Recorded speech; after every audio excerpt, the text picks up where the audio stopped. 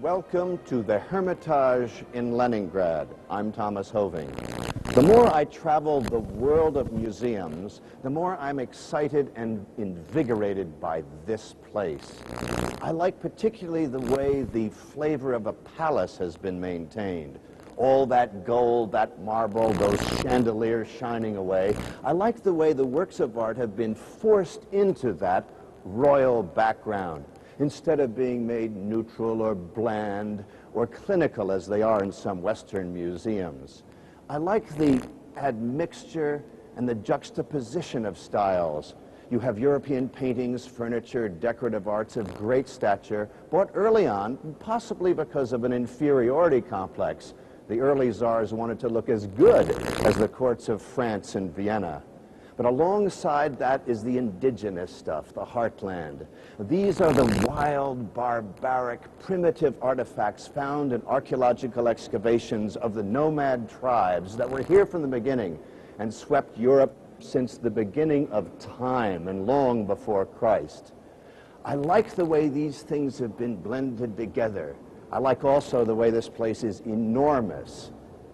It's labyrinthine. You can get lost in here. You always leave feeling there's something I must have missed. Now, is it possible to see everything in the Hermitage? Probably not. But I'm going to show you the absolute cream of the cream.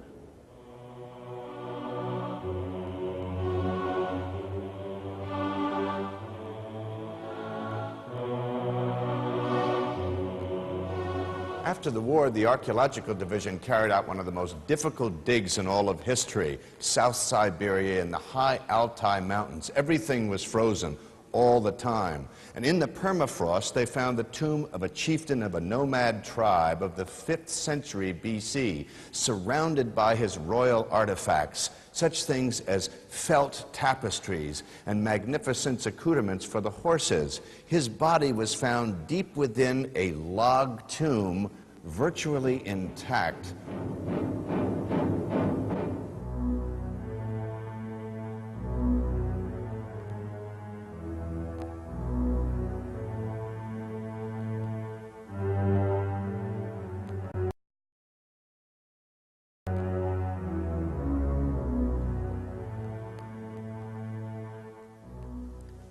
I'm standing in a unique place in the world of museums, the antechamber to what is perhaps the most precious and carefully guarded series of rooms anywhere, the gold treasury of the Hermitage.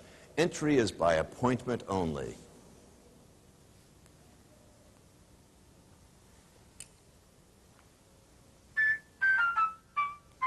Well, here we are in the fabulous gold treasury of the Hermitage, and if you get in here, consider yourself very fortunate.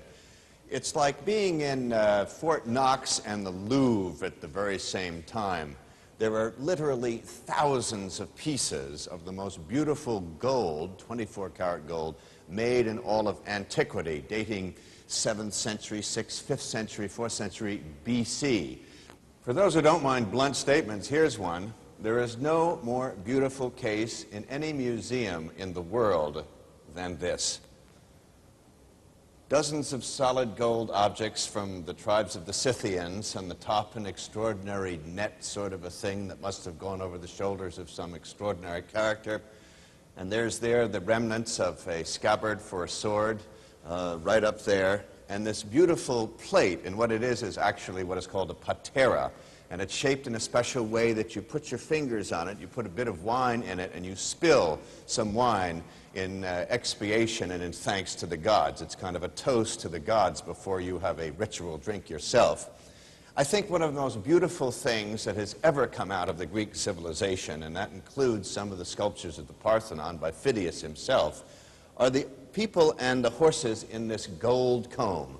It is solid gold, and it shows various warriors, Scythians in their long dress, fighting a Greek or somebody, an enemy on horseback. And the poignancy of it and the extraordinary sense of the vitality of the horses and the fear of battle is all there in this very tiny piece of gold carving. Another motif that goes through everything here is the horse, because they lived by the horse. They would actually, on the road, put a little straw in the vein of a horse's neck and get another day of sustenance out of that. They would actually drink the blood of the horse. They rode them into battle. They worshipped them. They brought them up. They broke them so that they would be perfectly trained beasts. So the horse is the motif that is everywhere. As the very beginning of the highest form of civilization, it's more than gold. It is really part of humanity itself.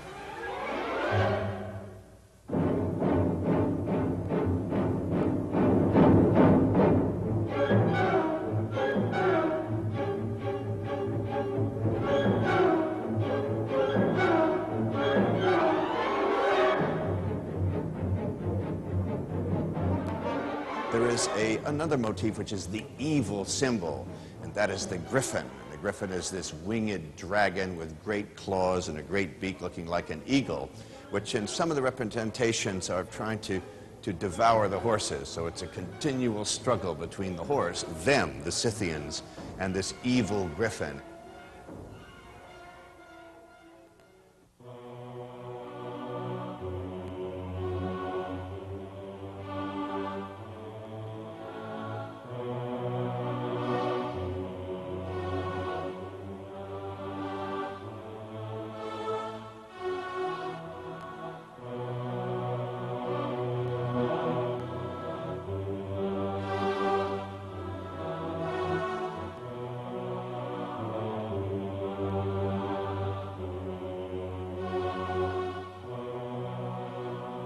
It's accurate to say that no museum has a more diverse collection of Peter Paul Rubens.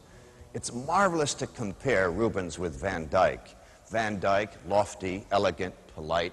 Rubens, earthy, wild, even violent, paint like a stormy surface.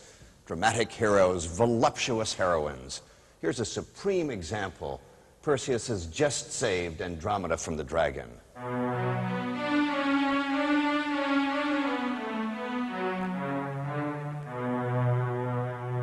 The absolute law of the universe is, unfortunately, that everything gets old and everything changes.